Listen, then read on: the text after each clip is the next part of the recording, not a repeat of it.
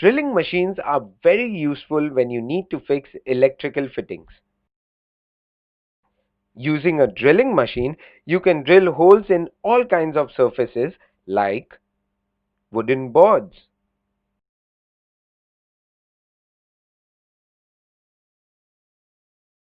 plastic,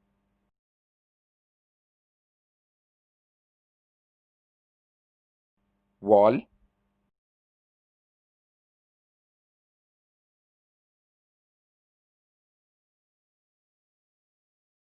and metal.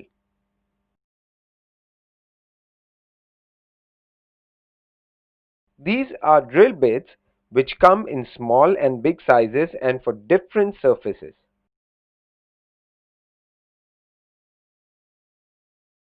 Look, what are these? These are called Raoul plugs, and they are inserted in the holes drilled, especially on walls,